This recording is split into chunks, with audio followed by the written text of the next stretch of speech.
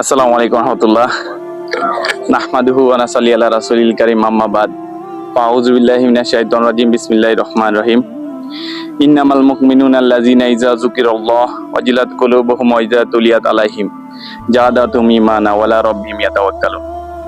প্রকৃত এবং স্বাচ্ছা ঈমানদার তো তারা, যাদের সামনে যখন আল্লাহর নাম উচ্চারিত হয় তাদের হৃদয় কম্পিত হয়, এবং যখন তাদের সামনে আল্লাহর আয়াতগুলো তেলাওয়াত করা হয় তাদের ঈমান বৃদ্ধি পায় এবং তারা আল্লাহর উপর ভরসা করে।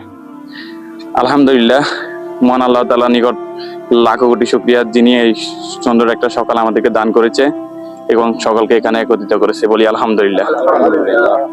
আমাদের এই পর্যায়ে আমাদের সামনে কোরআন মাজিদ থেকে তেলাওয়াত করবে অর্থসহ ভাই মোহাম্মদ কালাম ভাই। আসসালামু আলাইকুম রহমতুল্লাহি ওয়া বারাকাতুহু। প্রিয় ভাইরা, আপনারা এই প্রোগ্রামে অ্যাটেন্ড করায় আসে আমাদের প্রোগ্রামকে সুন্দর এবং সাফল্যমণ্ডিত করছে, বলে আলহামদুলিল্লাহ। আল্লাহ তাআলার কাছে লাখো কোটি শুকরিয়া আদায় করতে যে আল্লাহ তাআলা আমাদের মৃত্যুর কাছাকাছি থেকে সুস্থ জীবন নিয়ে এই যে শরীর চর্চার জন্য আমরা এই খেলার মাঠে আসতে পেরেছি, আমরা আবার শুকরিয়া আদায় করি আলহামদুলিল্লাহ। যেহেতু আমাকে তেলাওয়াতের কথা বলছে, তো শুরু করতেছি আল্লাহর নামে। বিসমিল্লাহির রহমানির রহিম। ওয়াল আসরি ইন্নাল ইনসানা লাফি খুসর ইল্লাল্লাযিনা। আপনারা কি বিরক্ত হচ্ছেন? না ভাই।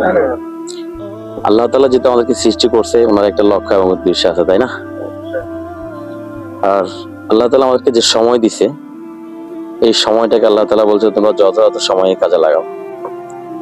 আর এই সময়ের কথাই আল্লাহ তাআলা এই সূরার মধ্যে বলতেছে, ওয়াল আসর, সময়ের শপথ, সময়ের কসম, কালের কসম, নিঃসন্দেহে মানুষ ক্ষতির মধ্যে নিমজ্জিত।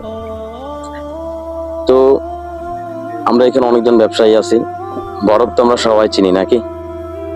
বরফটাকে যদি আপনি পরিপূর্ণ সময়ে যদি কাজে লাগাতে না পারেন, সেটা গলে যাবে, নাকি?